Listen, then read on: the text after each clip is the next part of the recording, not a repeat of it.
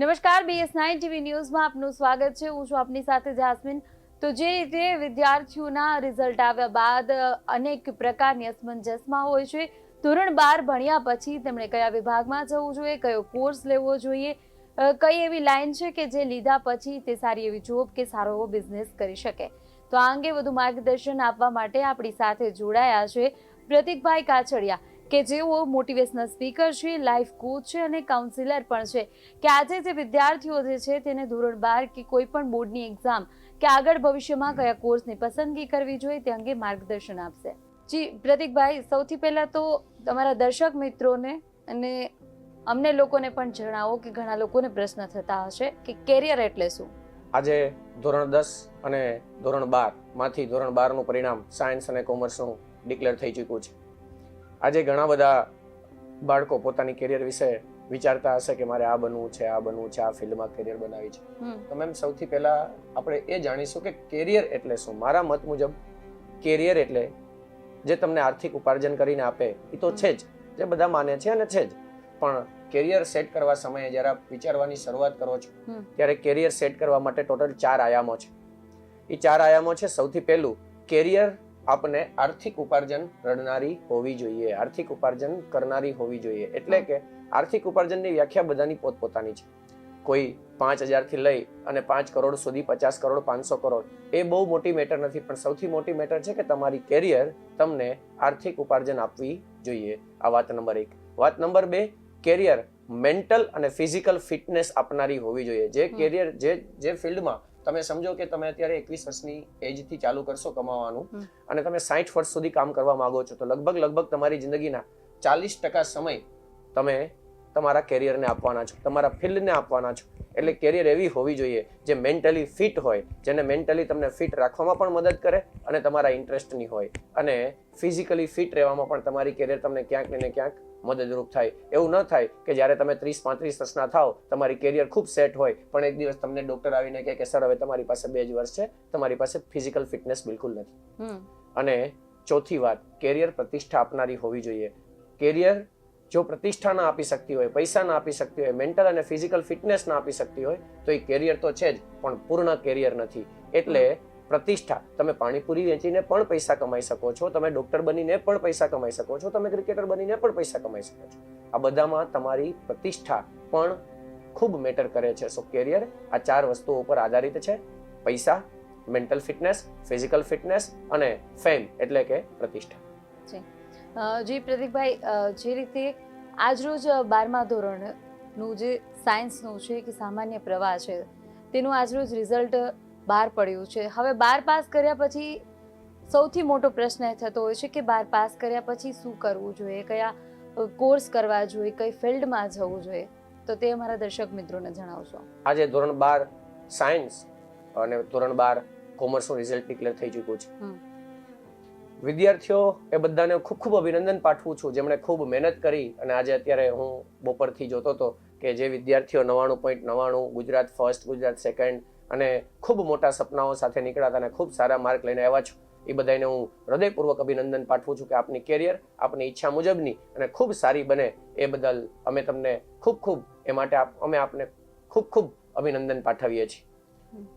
જે બાળકો ખૂબ સારા પર્સન્ટેજ લઈને આવ્યા છે, તો આપણે 12th સાયન્સથી ચાલુ કરીએ કે 12th સાયન્સમાં જે લોકોએ ગુજકેટ અને બોર્ડમાં ખૂબ સારો સ્કોર કર્યો છે, એ વિદ્યાર્થી મિત્રો અલગ કોલેજમાં એન્જિનિયરિંગ કે મેડિકલની કોઈ કેરિયરમાં જઈ શકશે. પણ નીટનું રિઝલ્ટ બાકી હોવાથી અત્યારે વિદ્યાર્થીઓ મેડિકલ બાજુની કેરિયર માટે વિચારી શકશે નહીં, કેમ કે ગુજરાત સરકારના નિયમ અને ભારત સરકારના નિયમ મુજબ હવે મેડિકલમાં જવા માટે નીટના માર્ક કમ્પલસરી છે. તો હવે અત્યારે જે રિઝલ્ટ છે ગુજકેટ અને બોર્ડ, એમાં તમે ગુજરાતમાંથી જે કોલેજ એની અંડરમાં છે એ કોલેજમાંથી તમે વિવિધ પ્રકારના એન્જિનિયરિંગ સિલેક્ટ કરી શકો છો, ફાર્મસી સિલેક્ટ કરી શકો છો અને તમામ પ્રકારના BSc સિલેક્ટ કરી શકો છો. ડિપેન્ડ્સ કે તમારો શું ઇન્ટરેસ્ટ છે. આજે વિદ્યાર્થી મિત્રો ખૂબ ઓછા પર્સન્ટેજ જે લોકોના આવ્યા છે સાયન્સમાં, એ લોકો માટે વાત કરું છું કે તમારે બિલકુલ મૂંઝાવાની જરૂર નથી. આજે જે લોકો JEE અને NEET ના ફિલ્ડમાં કામ કરી રહ્યા છે, એ લોકો પણ ખૂબ સારું આર્થિક ઉપાર્જન અને ખૂબ સારી પ્રતિષ્ઠા મેળવી રહ્યા છે. આપ સૌ જાણો છો કે આપ જેમની પાસે ભણ્યા એ તમામ ફેકલ્ટીઝ BSc કે MSc કરી અને આજે પોતાની કેરિયરમાં ખૂબ સારી રીતે સેટલ છે. તો જે લોકોને ખૂબ સારા માર્ક આવ્યા છે એમને હૃદયપૂર્વક અભિનંદન, અને જેમને ઓછા માર્ક આવ્યા છે એમણે ક્યાંય પણ મૂંઝાવાની જરૂર નથી. તમે BSc, ફાર્મસી, એન્જિનિયરિંગ તમામ પ્રકારની કેરિયર સિલેક્ટ કરી જ શકો છો. અને એન્જિનિયરિંગમાં જે બાળકો ઓછા માર્ક સાથે એડમિશન લઈ રહ્યા છે એ લોકોને મારી એક બીજી ખાસ વાત છે આપના માટે. હું ભારતની મેમ 6 IIT ગયો છું. મેં IIT કરીને લોકોને જોબ શોધતા જોયા છે કે IIT કરીને 6 મહિના સુધી જોબ ન શોધી શકતા હોય, અને નાનકડા એવા શહેરની કે નાનકડા એવા ટાઉનની મધ્યમ લેવલની એન્જિનિયરિંગ કોલેજમાંથી એન્જિનિયરિંગ કરી અને ગૂગલ કે માઇક્રોસોફ્ટ જેવી કંપની સુધી પહોંચેલા વિદ્યાર્થીઓ પણ મારી પાસે છે. તો આપને બિલકુલ મૂંઝાવાની જરૂર નથી કે સર મારે પર્સન્ટેજ ઓછા છે તો મારે એન્જિનિયરિંગ સિલેક્ટ કરાય કે નહીં. એન્જિનિયરિંગ સિલેક્ટ કરવું કે નહીં એ પર્સન્ટેજ પર નથી. એન્જિનિયરિંગ સિલેક્ટ કરવું કે નહીં એ બિલકુલ આપના ઇન્ટરેસ્ટ અને આપની કેપેબિલિટી પર છે. જી, હવે ખાસ જે રીતે તમે જણાવ્યું, હવે ખાસ કોઈ વિદ્યાર્થી છે આગળ કોર્સ કરવા માટે, તો તેને યુનિવર્સિટી છે કે કોલેજ છે તેની પસંદગી કઈ રીતે કરવી જોઈએ? હવે બહુ અગત્યનો ક્વેશ્ચન છે કે મારે કઈ રીતે યુનિવર્સિટી કે કોલેજની પસંદગી કરવી જોઈએ. એમાં આપની પાસે બે વસ્તુઓ છે. એક તો યુનિવર્સિટી અને કોલેજ આપને આપના પર્સન્ટેજ મુજબ ઓફર થશે. આપને ધારો કે 90% છે તો આપણને 90% જેવી સ્કૂલ કે કોલેજ ઓફર થશે, અને આપને ધારો કે 60% છે તો આપને 60% માટે જે ઓપ્શન્સ અવેલેબલ છે એમાંથી આપને ચૂઝ કરવાના રહેશે. એના માટે તમારે 3 વસ્તુઓ ખાસ ધ્યાન રાખવી. યુનિવર્સિટીએ જ્યારે આપ જાઓ છો એડમિશન લેવા માટે, તો મારું એવું માનવું છે વિદ્યાર્થી મિત્રો કે એડમિશન લેતા પહેલા જેમ આપણે 10th પૂરું થયું, આપનું 12th પૂરું થયું, પપ્પા સાથે, મમ્મી સાથે, ફેમિલી સાથે તમે લોકો ક્યાંક ફરવા ગયા, કાશ્મીર ગયા, રાજસ્થાન ગયા, અથવા જે તમારી ડેસ્ટિનેશન જે તમને ફિનાન્શિયલી અનુકૂળ હતું, સિંગાપોર ગયા, બહાર ગયા, એવી રીતે તમે લોકો એકવાર ભારતમાં જે ફિલ્ડમાં તમારે જવું છે એની જે ઉચ્ચતમ સંસ્થાઓ છે, IITs છે, IIM છે, એમ્સ છે, જેવી જે હાઈએસ્ટ લેવલની સંસ્થાઓ છે, ભલે આપણને ત્યાં એડમિશન મળવાનું નથી એવી આપણને જાણ છે, છતાં પણ ક્યાં વસ્તુઓ ચાલે છે, ક્યાં વિચારો ચાલે છે, ક્યાં સારા લેવલના પ્રોફેસર વાત કરે છે એ જાણવા માટે પણ તમે જેમ આપણે ફેમિલી સાથે ટૂરમાં ગયા હતા એવી રીતે ફેમિલી સાથે એટલે કે ફાધર સાથે ઓર મધર સાથે જે ફ્રી હોય એમની સાથે તમારે એક કોઈ સારી IIT અથવા એક કોઈ સારી IIM કે એક કોઈ સારી એમ્સની એકવાર વિઝિટ કરવી જોઈએ, જેથી આપણને જાણ થાય કે જે શ્રેષ્ઠ કોલેજો છે એ શું કરાવે છે. અને આપના જે પર્સન્ટેજ છે એની અંદર આપ યુનિવર્સિટીએ જઈ અને 3 ક્વેશ્ચન પૂછી શકો છો જ્યાં તે કાઉન્સેલર હોય એમને. પહેલું, યુનિવર્સિટીને માન્યતા AICTE કે NAC જે યુનિવર્સિટીને માન્યતા આપતી હોય એ માન્યતા પ્રાપ્ત યુનિવર્સિટી છે કે કેમ એ એમને ખાસ ચેક કરવું જોઈએ. બીજું, એમને એક ક્વેશ્ચન કરવો જોઈએ કે તમે અહીંયા પ્રેક્ટિકલી અને સ્કિલ બેઝ પર શું ભાર આપો છો. ધારો કે અમારે રોજ આપણે એવું સમજીએ કે આખા વર્ષમાં કોઈ સબ્જેક્ટ આપણે 100 hours ભણ્યા તો 100 hours માંથી તમે અમને કેટલી કલાક પ્રેક્ટિકલ આપશો, કેટલી કલાક નવી સ્કિલ આપશો, કેટલી કલાક અમને શું આપો છો. ઇન શોર્ટ, તમે અમને થોડો તમારો વ્યૂ આપો કે તમારી યુનિવર્સિટી કયા બેઝ પર કામ કરી રહી છે. અને સૌથી અગત્યનો ક્વેશ્ચન છે, કોઈ પણ યુનિવર્સિટીનો માપદંડ શું છે. આમ તમે જુઓ તેના ઘણા બધા માપદંડ છે, પણ તમારે ત્યાંથી ગયા વર્ષે વિદ્યાર્થીઓ કેટલા કેમ્પસમાંથી સિલેક્ટ થયા અને એમનું એવરેજ પેકેજ શું હતું જેવા ક્વેશ્ચન પૂછવાથી તમે સારી રીતે યુનિવર્સિટીને જાણી શકશો. અને યુનિવર્સિટી પાસે આપ જ્યારે જાઓ છો ત્યારે આપ કયા કયા સબ્જેક્ટ ઓફર કરો છો કયા કોર્સમાં અને એના વેટેજ કેવા છે એ પણ આપને એક વિદ્યાર્થી તરીકે જાણવું જોઈએ. જી પ્રતિકભાઈ, ઘણી વખત આપણે જોતા હોઈએ છીએ કોઈ વિદ્યાર્થી છે 12 પાસ કર્યા પછી અથવા તો કોઈ પણ જે વિષયમાં છે, ધોરણમાં છે, પાસ કર્યા પછી જ્યારે આગળ કોર્સની વાત આવે ત્યારે ઘરના લોકોમાંથી પ્રેશર હોય કે તારે નહીં આ ફિલ્ડમાં જ જવાનું છે. ઘણી વખત એવું પણ બનતું હોય છે કે કોઈ પણ વિદ્યાર્થી પોતાના મિત્ર વર્તુળ છે કે ફ્રેન્ડ સર્કલ છે તેમાંથી જોઈ અને કોર્સ તરફ જતું હોય છે, તે વિભાગ પસંદ કરતું હોય છે. આ સમય એવો હોય છે કે ત્યારે વિદ્યાર્થીએ ખાસ એના ભવિષ્યનું એક ડગલું ભરવાનું છે, ત્યારે એક મહત્વનો નિર્ણય લેવાનો હોય છે. આ નિર્ણય તેને કેવી રીતે લેવો જોઈએ? હું 2011 થી 2014 સુધી આત્મીય એન્જિનિયરિંગ કોલેજમાં એઝ અ આસિસ્ટન્ટ પ્રોફેસર જ્યારે હું જોબ કરતો હતો ત્યારે હું કેટલાક વિદ્યાર્થીઓને મળ્યો, જેને હું ક્યારેક પૂછું કે આપ કેમ ક્યારેય કોલેજે આવતા નથી અથવા કેમ ક્યારેક આપ કોલેજ બંક કરો છો, ત્યારે એમનું કહેવાનું હોય કે સર મને એન્જિનિયરિંગમાં બિલકુલ ઇન્ટરેસ્ટ નથી, લેવાઈ ગયું છે, ખાલી મારે એન્જિનિયરિંગમાં મને બિલકુલ ઇન્ટરેસ્ટ નથી, હું ખાલી પૂરું કરવા માંગુ છું. તો ક્યારેક વિદ્યાર્થીઓ આજુબાજુનામાંથી પ્રેરાઈને અથવા કોઈ કઝિનમાંથી પ્રેરાઈને અથવા કોઈ નજીકના મિત્રોથી પ્રેરાઈને કેરિયર સિલેક્ટ કરતા હોય છે. એટલે મેં તમને કીધું એમ, આપ જ્યારે કોઈ આવીને મને ક્વેશ્ચન પૂછે કે સર હું પાણીપુરીની લારી કરું કે પાઉંભાજીની લારી કરું, અથવા એની પાસે થોડોક સારો ઓપ્શન છે કે સર હું બહુ સારું રેસ્ટોરન્ટ ખોલવા માંગુ છું, તો પિઝાનું એક રેસ્ટોરન્ટ ખોલું કે એક મલ્ટીકુઝાઇન રેસ્ટોરન્ટ ખોલું કે એક પંજાબી માટેનો રેસ્ટોરન્ટ ખોલું? ત્યારે મારો એક સાદો સીધો સામાન્ય જવાબ છે, જે આપ નિરાંતપૂર્વક સમજશો તો આપને ખૂબ સારી રીતે સમજાઈ શકશે. એ બહુ અગત્યની વાત નથી કે માર્કેટમાં અત્યારે શું ચાલે છે. બાજુવાળાનું ખૂબ ચાલે છે પાણીપુરીમાં, એનાથી જોઈને તમે ઇન્સ્પાયર થઈ અને તમે પાણીપુરીની એક ખૂબ સારી રેસ્ટોરન્ટ ખોલો છો. બની શકે તમારી ન ચાલે. એનું રીઝન છે કે એની પાણીપુરીમાં એક્સપર્ટીઝ છે. તો હવે તમને બીજો ક્વેશ્ચન એ થશે કે સર મારી એક્સપર્ટીઝ શેમાં છે, એ મને કેમ ખબર પડશે? એના માટે હું આપને એક નાનકડી એવી સ્ટોરી કહીશ. એક છોકરો સ્કૂલેથી આવ્યો, એમના ફાધરની ઘડિયાળ ખોવાઈ ગઈ છે. એમના ફાધર થોડા કડક સ્વભાવના કે ભાઈ મારી ઘડિયાળ નહીં મળે તો હું મેરેજમાં નહીં જાઉં. એટલે છોકરો સ્કૂલેથી આવ્યો ત્યારે આખું ઘર એમની ઘડિયાળ ગોતતું હતું. છોકરાએ આવીને પપ્પાને ક્વેશ્ચન પૂછ્યો કે પપ્પા હું ઘડિયાળ ગોતવામાં હેલ્પ કરું? તેના ફાધરે કીધું કે અમે ક્યારના ગોતીએ છીએ, જલ્દી બહાર ભાગ, હવે હું ન બોલાવું ને ત્યાં સુધી ઘરમાં ન આવતો. અને છોકરો બહાર શેરીમાં રમવા જતો રહ્યો. ફરીથી આ લોકો પોતાની ઘડિયાળ ગોતવામાં લાગી. અડધી કલાક પછી ફરીથી છોકરા પપ્પા હું ઘડિયાળ ગોતવામાં મદદ કરું? એના ફાધરે કીધું મેં હમણાં તને કીધું ને. ત્યારે એના છોકરાએ ક્વેશ્ચન પૂછ્યો કે તમે છેલ્લી 1 કલાકથી મથો છો, ક્યાં તમને મળી? હવે મને ચાન્સ આપો. અને એમણે એમના ફાધરને, આખા ફેમિલીને, બધાને હળવેક દઈ અને ઘરની બહાર કાઢ્યા. 2 જ મિનિટમાં ઘડિયાળ ગોતી અને માણસ આવી ગયો. અને ભાઈ આ તો વ્યવસ્થા છે. એટલે સૌથી પહેલો બહાર નીકળો તો ઘડિયાળ એને એમના ફાધરને આપી કે ચાલો પપ્પા તમારી ઘડિયાળ મળી ગઈ છે અને ચાલો આપણે મેરેજમાં. તમને શું લાગે છે લોકો એને સૌથી પહેલો ક્વેશ્ચન શું પૂછ્યો હશે? લોકો એને પહેલો ક્વેશ્ચન પૂછ્યો સાચું બોલતે જ સંતાડી હતી ને? એને કીધું ના મેં નથી સંતાડી. તો કીધું કે તને અમે 2 કલાકથી ગોતતા હતા, આખું ફેમિલી ગોતું તો અમને ન મળી, તને 2 મિનિટમાં મળી ગઈ, એવું તારી પાસે શું જાદુ છે?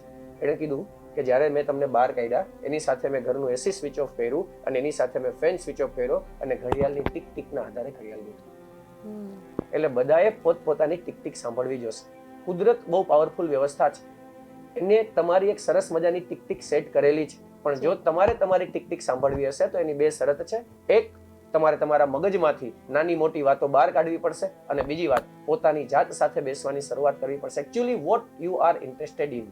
તમારે રોજ પોતાની જાતને આગલા 5-7 દિવસ સુધી ક્વેશ્ચન પૂછવો પડશે. અને તમને સેજ પણ એવું લાગે કે તમારે આર્કિટેક્ટ બનવું છે, તમારે કોમ્પ્યુટર એન્જિનિયર બનવું છે, તો જે તમારે બનવું છે એ કોલેજની એકવાર વિઝિટ કરો અને એ ફિલ્ડના માણસને એકવાર મળો તો તમને એક્ઝેક્ટ ઘણો બધો આઈડિયા આવશે કે એકચ્યુઅલી તમે એ ફિલ્ડના છો કે નહીં. મારે ત્યાં ગયા વર્ષે એક કિસ્સો બન્યો હતો મેમ કે 10th પૂરું કરી અને બાળકને 96% આવ્યા. એટલે એમને એના ફાધરને કીધું કે ભાઈ મારે ક્રિકેટર બનવું છે અને મારું કાઉન્સેલિંગનું કામ છે. તેમના ફાધર મારી પાસે લઈને અક્ષર ખૂબ હોશિયાર છોકરો છે, 2021ની ઘટના છે, ખૂબ હોશિયાર છોકરો છે અને હવે ક્રિકેટર બનવાની વાત કરે છે. તો મેં એમના ફાધરને કીધું કે થોડા દિવસ જવા દો. એના ફાધર થોડા ગુસ્સે થઈ ગયા કે સર તમને કાઉન્સેલિંગના શેના માટે પૈસા આપીએ છીએ, તો અમે કરી શકતા હતા. મેં કીધું એમને થોડાક દિવસ જવા દો. એમને થોડાક દિવસ જયા પછી ખબર પડશે કે એકચ્યુઅલી એમને એ ગમે છે કે નહીં. તો આપ બધાના આશ્ચર્યની વચ્ચે જેણે ક્રિકેટ કેમ્પ જોઈન કર્યો તો એમના જે કોચ હતા એમણે હાથમાં બેટ રાખીને થોડા દિવસ 3 દિવસ ઘણા બધા સર્કલ મરાવ્યા, રાઉન્ડ મરાવ્યા. તેમને ખબર પડી કે એકચ્યુઅલી હું ક્રિકેટર બનવાનો ભાગ જ નથી. એટલે જ્યારે આપ કોઈ કેરિયરની શરૂઆત કરવા માંગો છો તો થોડું એક્સપિરિયન્સ કરીને, થોડા એ ફિલ્ડના લોકોને મળીને, થોડું એ ફિલ્ડમાં સર્ચ કરીને, નેટ ઉપર સર્ચ કરીને કે આવતા 5 વર્ષ શેના છે. અત્યારે આપ જેમાં એડમિશન લ્યો છો એ આજે એમનો ક્રેઝ છે વાલા વિદ્યાર્થી મિત્રો. 5 વર્ષ પછી, 4 વર્ષ પછી જ્યારે આપ ફિલ્ડમાં આવો છો ત્યારે એ વસ્તુનો ક્રેઝ હોય જ એવું જરૂરી નથી. ભૂતકાળમાં એક વખત સિવિલ ખૂબ ટોપ પર ચાલતું હતું, એના પછી મિકેનિકલ ટોપ પર ચાલતું હતું, એના પછી ઈસી એન્જિનિયરિંગ ટોપ પર ચાલતું હતું, અત્યારે કોમ્પ્યુટર ટોપ પર ચાલે છે. તો દર વખત એન્જિનિયરિંગમાં તો ક્રેઝની આવન જાવન ચાલુ રહે છે. પણ મૂળ વાત એ છે કે તમારો ઇન્ટરેસ્ટ શેમાં છે એ તમારે થોડુંક સર્ચ કરીને 17-18 વર્ષની ઉંમરે જ્યારે આપ બાળક નથી, આપ યુવાનીના ઉંમરે ડગ માંગી રહ્યા છો ત્યારે આપને થોડુંક પોતાની જાત સાથે સંવાદ કરીને અને એ ફિલ્ડના એક્સપર્ટને મળીને જાણવું જોઈએ. જી, ખાસ જ્યારે આપણે વિદ્યાર્થીઓની વાત કરી છે, ઘણા બધા વાલીઓ છે, મેં પહેલા કીધું કે ઘરના પ્રેશર કરતા હોય. આ એવો સમય છે કે વિદ્યાર્થીઓ પોતાની જે આગળની લાઈફ છે, પોતાનું ફિલ્ડ છે એમાં પગ મૂકવા માટે નિર્ણય લેવાનો હોય. તો ખાસ એવા વાલીઓ હોય તેને આપ શું સલાહ આપશો કે આ સમયે વિદ્યાર્થીઓને કે તેના પોતાનું સંતાન છે, બાળકને એને કેવો સપોર્ટ આપવો જોઈએ? વાલી મિત્રોને તો મારી એક જ વાત છે કે જે એમને પરફોર્મ કરવાનું હતું એ હવે પરફોર્મ થઈ ચૂક્યું છે. મારી અને તમારી ત્યાં વાલી મિત્રોની સાથે વાત કરી રહ્યો છું કે મારી અને તમારી ચર્ચા કરવાથી we can not change the result. હવે રિઝલ્ટ ચેન્જ કરી શકીએ એમ નથી. હવે આપણું એ જ કામ છે કે આમાંથી શ્રેષ્ઠ શું થઈ શકે એમ છે. તો વિદ્યાર્થી મિત્રોને આપના સપોર્ટની જરૂર છે. ખાસ કરીને પપ્પા જ્યારે બાળકની બાજુમાં બેસીને ખભે હાથ રાખીને કહેતા હોય કે બેટા હું બેઠો છું ને, એ કેરિયરનો સૌથી પાવરફુલ શબ્દ હોય છે. પછી દરેક બાળક, હું પોતે અંગત રીતે એવું માનું છું કે કુદરતનું પાવરફુલ સર્જન છે અને કુદરત હેતુ વગર ક્યારેય બાળકનું સર્જન કરે જ નહીં. એટલે કુદરતની વ્યવસ્થામાં ભરોસો રાખી, પોતાના બાળકમાં ભરોસો રાખી અને એના ખભે હાથ રાખીને જે બાળકોનું રિઝલ્ટ ઓછું છે અથવા વધારે છે એમને કહેવાની જરૂર છે કે જ્યારે જ્યારે આપ પાછા પડો ત્યારે હું અહીંયા બેઠો છું.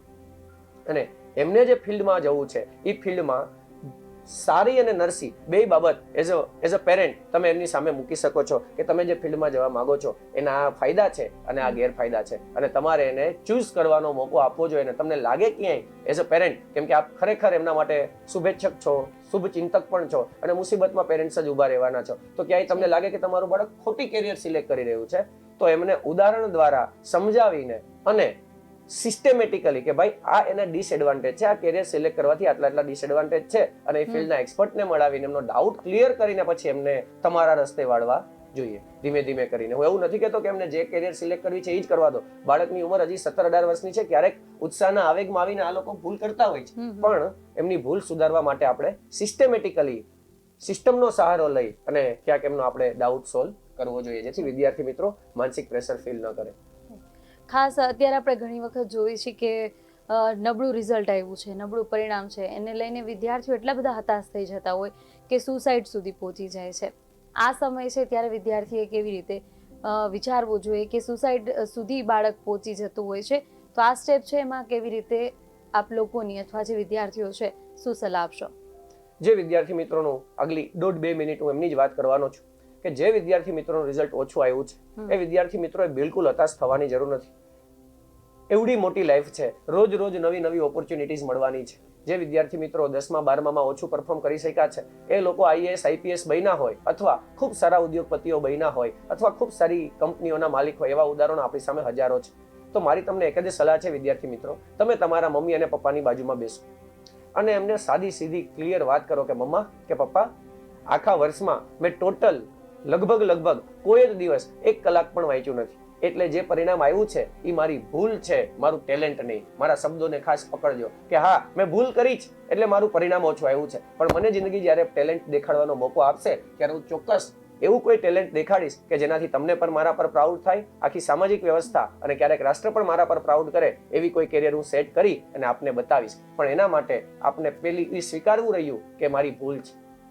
અને જ્યારે આ ભૂલનો સ્વીકાર કરો છો ત્યારે આપ તમારા માતા પિતાને પણ સમજાવો કે આ ભૂલ છે, ટેલેન્ટ નહીં. ટેલેન્ટ તો મારી પાસે ઘણું બધું છે, ભવિષ્યમાં ક્યારેક ને ક્યારેક હું ટેલેન્ટને બહાર કાઢી અને આપ સુધી પહોંચાડીશ. સો ભૂલ તો 17-18 વર્ષની ઉંમરમાં જાજા ભાગના લોકોની થતી જ હોય છે. સો કોઈ બહુ મોટી વ્યવસ્થામાં ચિંતા કરવાની જરૂર નથી. તમે ખાલી માતા પિતાને સમજાવો કે જે રિઝલ્ટ છે એ મારી ભૂલનો ભાગ છે, મારું ટેલેન્ટ નહીં. આ રિઝલ્ટના ટુકડાને મારું ટેલેન્ટ ન ગણો, મારી ભૂલ ચોક્કસ ગણો. ખાસ તમારી જે સંસ્થા છે, તમે જે કાર્ય કરો છો તેના વિશે થોડુંક જણાવશો?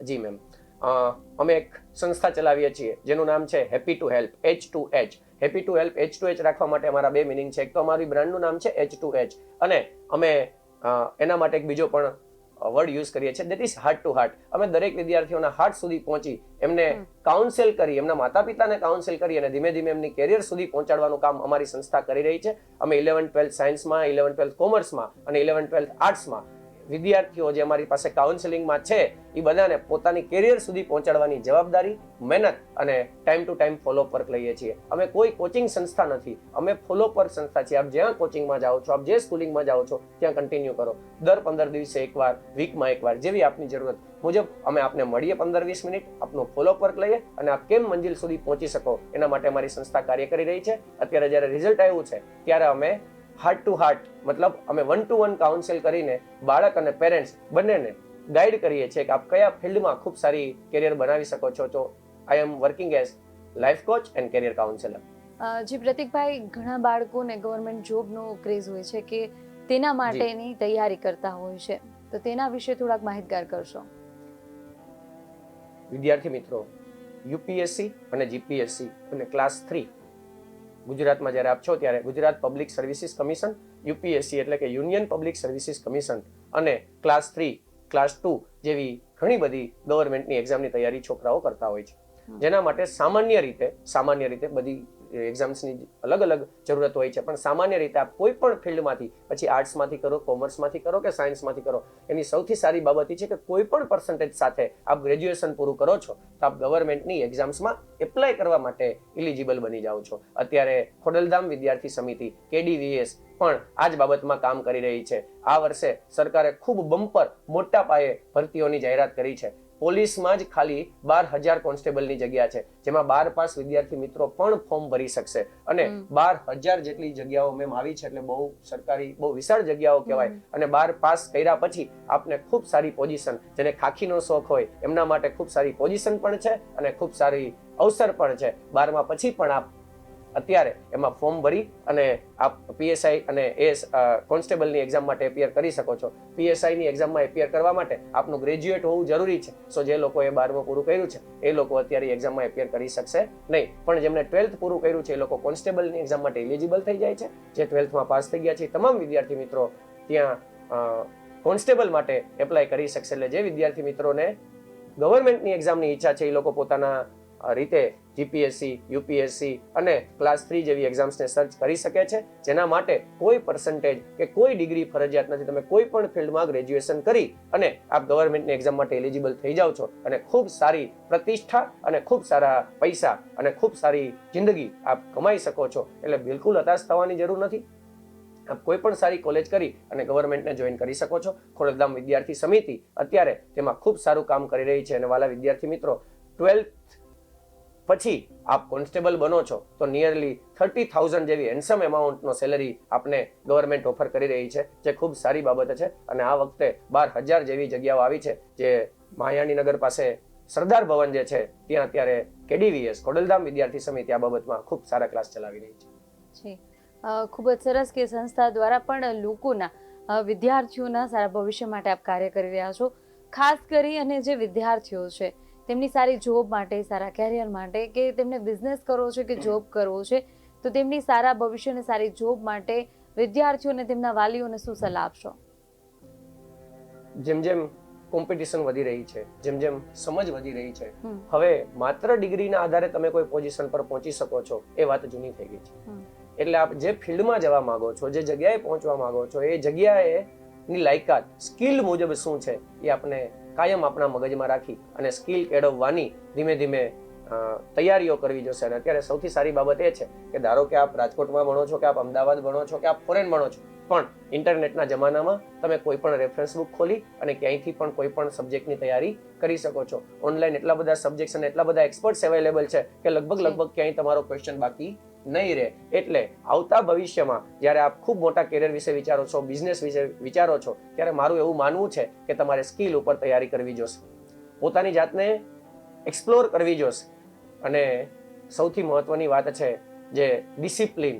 તમે બિઝનેસ કરવા માંગો છો તો સ્કિલની સાથે ડિસિપ્લિન પણ ખૂબ જરૂરી છે. એમના માટે હું આપને એક એક્ઝામ્પલ આપીશ કે જ્યારે તડકો હોય, ઉનાળો અને શિયાળો, તો ઉનાળાના તડકામાં ખૂબ ડિગ્રી હોય છે, શિયાળાના તડકાની ઓછી ડિગ્રી હોય છે. શિયાળામાં ધારો કે આપણે 23 ડિગ્રી માનીએ, ઉનાળામાં 43 ડિગ્રી માનીએ, તો ડિગ્રી કોની વધારે છે? સમરની ડિગ્રી વધારે છે. પણ જ્યારે આપ અગાસી ઉપર રૂ મૂકો તો શિયાળામાં સળગશે કે ઉનાળામાં? એક પણ વખત નહીં સળગે. 23 ડિગ્રી કે 43 ડિગ્રી બહુ અગત્યની વાત નથી, પણ જ્યારે આપ એ કોટન રૂની ઉપર બિલોરી કાચ મૂકો છો ત્યારે એ કોટન 23 ડિગ્રીમાં પણ સળગી ઉઠે છે. એનો સીધો મતલબ છે કે તમે જે કરવા માંગો છો એના પર તમારી 100% એનર્જી ફોકસ્ડ એન્ડ ચેનલાઇઝ કરવી જોશે. અને તમારે સ્કિલ તરફ, પોતાની જાત તરફ અને પર્સનાલિટી તરફ હંમેશા થોડું ધીમે ધીમે 3 વર્ષ, જ્યાં સુધીમાં આપણા 3 વર્ષ 4 વર્ષ જેટલી પણ કોલેજ છે તે થાય ત્યાં સુધી આપણે આમના પર કામ કરવું જોશે, જેથી આપ જ્યારે માર્કેટમાં 21 વર્ષે આવો છો ત્યારે આપ સ્કિલફુલ પણ હોવ અને આપની પર્સનાલિટી પણ ખૂબ સારી હોય, જેથી આપ બિઝનેસ ઓર જોબ વોટ એવર જે આપની ઈચ્છા છે એમને ખૂબ સારી રીતે કરી શકો. તો જે વિદ્યાર્થી મિત્રોનું રિઝલ્ટ ક્યાંક ઓછું છે મેમ, એમના માટે હું એક વાત કરવા માંગીશ કે આપ સામાન્ય રીતે વિચારો કે કયા તડકામાં વધુ ડિગ્રી હોય છે, સમરના તડકામાં કે વિન્ટરના તડકામાં? આપણે બધા જાણીએ છીએ કે સમરના તડકામાં 40, 42, 43 ડિગ્રી સુધીનું તાપમાન હોય છે, જ્યારે વિન્ટરનો તડકો 15 થી 20 ડિગ્રી સુધી હોય છે. પણ જ્યારે આપણે શિયાળામાં અગાસીમાં ઉપર રૂ મૂકીએ અને ઉનાળામાં અગાસીમાં ઉપર રૂ મૂકીએ તો ક્યારેય સળગી ઉઠશે. શિયાળામાં પણ નહીં સળગે, ઉનાળામાં પણ નહીં સળગે. પણ જો તમે શિયાળામાં જ્યાં ઓછું તાપમાન છે, ઓછી ડિગ્રી છે, પણ જો તમે બિલ્લોરી કાચ લઈને અગાસીમાં જાઓ છો તો વધીને 2 કે 3 મિનિટમાં હીરું સળગી ઉઠશે. મારો કહેવાનો મતલબ એવો છે કે જ્યારે તમે ફોકસ કરો છો ટાર્ગેટ પર ત્યારે કદાચ ડિગ્રી થોડી ઘણી ઉપર નીચે હશે તો પણ તમે ખૂબ સારી સફળતાને પામી શકો છો. એટલે વાત ખાલી ફોકસની છે. વિદ્યાર્થી મિત્રો જેમનું રિઝલ્ટ ઓછું છે એ પોતાની કેરિયર પર ખૂબ સારી રીતે ફોકસ કરો તો જે લોકોની ડિગ્રી અને જે લોકોનું રિઝલ્ટ ખૂબ સારું છે એમનાથી પણ આપ ભવિષ્યમાં ખૂબ સારી રીતે આગળ નીકળી શકો છો. અને જે લોકોનું રિઝલ્ટ ખૂબ સારું છે એમણે પણ કાયમને માટે પોતાના ટાર્ગેટ પર ફોકસ રાખવું જોશે, જેથી કરીને એ જે માર્કને લઈને આવ્યા છે અને જે એમની અપેક્ષાઓ છે એ ભવિષ્યમાં એ લોકો પૂરી કરી શકે. જી પ્રતિકભાઈ, જે રીતે આપણે સાયન્સના વિદ્યાર્થીઓ છે તેમના વિશે વાત કરી, જો કોઈ વિદ્યાર્થી આર્ટ્સ અને કોમર્સના વિદ્યાર્થીઓ છે તો તેને કયા વિભાગમાં જવું જોઈએ? આપણે 3 ફિલ્ડમાં જનરલી આપણી એજ્યુકેશન સિસ્ટમ કામ કરી રહી છે, સાયન્સ, કોમર્સ અને આર્ટ્સ. આપણે સાયન્સ વિશેની વાત કરી તો હવે કોમર્સ પર આવી રહ્યા છીએ. 12 કોમર્સ પછી તમારી પાસે સરસ જે વર્ષોથી ચાલે છે પરંપરાગત 3 ઓપ્શન છે. BBA કરી શકો છો આપ, BBA કરીને માસ્ટર ડિગ્રીમાં MBA કરી શકો છો. BCom કરીને તમે માસ્ટર ડિગ્રી માટે MCom કરી શકો છો. અને ઘણા બધા વિદ્યાર્થી મિત્રો CA માટે પણ જતા હોય છે. એમની સાથે ઘણા બધા વિદ્યાર્થી મિત્રોને એવું લાગતું હોય છે કે સર આજકાલ કોમ્પ્યુટરનો જમાનો છે તો અમે કોમ્પ્યુટર બાબતમાં કોમર્સ કરીને જઈ શકીએ. તો હા વિદ્યાર્થી મિત્રો, તમે કોમર્સ કરીને 2 કેરિયર કોમ્પ્યુટરમાં સિલેક્ટ કરી શકો છો. એક છે BCA bachelor of computer application અને બીજું છે BSc IT, જે બેયમાં માસ્ટર ડિગ્રીનો ઓપ્શન અવેલેબલ છે, MCA અને MSc IT. તો આ બંને કેરિયર એવી છે કે લગભગ તમે માસ્ટર ડિગ્રી કરો એટલે તમે ક્યાંક કોમ્પ્યુટર એન્જિનિયરિંગની પેરેલલ કામ કરી રહ્યા છો. આપણે સાયન્સ નથી રાખ્યું છતાં પણ આપ મુખ્ય પ્રવાહમાં સાયન્સ માટે જે કેરિયર કોમ્પ્યુટર એન્જિનિયરિંગમાં બનાવી રહ્યા છે લોકો, એવી જ કેરિયર આપ કોમર્સ પછી BCA અને BSc IT કરીને બનાવી શકો છો જો આપ કોમ્પ્યુટર ફિલ્ડમાં ઇન્ટરેસ્ટેડ છો તો. અને વાત રહી આર્ટ્સની, તો આજકાલ પરફોર્મિંગ આર્ટ્સ અને આર્ટ્સ, તમે આર્ટ્સ કરીને ઘણા બધા લેંગ્વેજીસમાં અત્યારે ખૂબ સારી કેરિયરમાં ટીચર તરીકે પણ આપ ખૂબ સારી કેરિયર બનાવી શકો છો. ઇન્ટરપ્રિટર બનીને, દુભાષિયાઓ બનીને આપ ખૂબ સારી કેરિયર બનાવી શકો છો. અને ઘણા બધા આર્ટ્સ, જેમ કે મેં તમને કીધું એમ, આજે તો પેઇન્ટિંગ પણ ઘણી બધી ઊંચી કિંમતે વેચાઈ રહ્યા છે. ખૂબ સારા સિંગર્સની પણ ખૂબ સારી આજે વેલ્યુ છે, વગાડવાવાળા, ગાવાવાળા, જેને આપણે સિંગર અને આર્ટિસ્ટ કહીએ છીએ. તો આપ કોમર્સ અને આર્ટ્સ પછી પણ ઘણી બધી કેરિયર બનાવી શકો છો. અને ખાસ જેમ આપ જર્નાલિઝમમાં છો એમ આપ જર્નાલિઝમમાં પણ કેરિયર બનાવી શકો છો. જી પ્રતિકભાઈ, ખાસ તમે અમારી સાથે જોડાયા. જે અમારા દર્શક મિત્રો છે, ખાસ તો વિદ્યાર્થીઓ મિત્રો છે કે જેમને 12 પાસ કર્યા પછી કઈ લાઈન લેવી જોઈએ, કયા ફિલ્ડમાં આગળ વધવું જોઈએ, કેવી રીતે પોતાની સ્કિલ ડેવલપ કરવી જોઈએ તે વિશે માહિતગાર કર્યા. તે બદલ આપનો ખૂબ ખૂબ આભાર. અમારી સંસ્થા જે હેપી ટુ હેલ્પ છે એમના માટે તમે અમારા નંબર લખી શકો છો 9422999429999805. ખૂબ ખૂબ આભાર મેમ મને ઇન્વાઇટ કરવા માટે. Thank you. તો જે રીતે પ્રતિકભાઈ પાસેથી આપણને જાણવા મળ્યું કે કોઈ પણ વિદ્યાર્થી નબળો નથી હોતી, મહત્વની એની સ્કિલ હોય છે. કોઈ પણ ડિગ્રી મેળવ્યા બાદ જ તે હોશિયાર હોઈ શકે એવું નથી હોતું. કોઈ પણ ફિલ્ડમાં કોઈ પણ વ્યક્તિ હોશિયાર હોય છે, તેની મહત્વની હોય છે કે તેની સ્કિલ હોય છે. એટલે કોઈ પણ વિભાગમાં જવા માટે ડિગ્રી મહત્વની નથી. જે વિદ્યાર્થીને કયા વિષયમાં, કયા ફિલ્ડમાં રસ છે કે તે કઈ ફિલ્ડમાં જઈને સારું પરફોર્મન્સ કરી શકે છે કે ખૂબ જ મહત્વનું છે. તો એક નવા ટોપિક સાથે ફરીથી મળશું. જોતા રહો BS9 TV ન્યૂઝ. નમસ્કાર.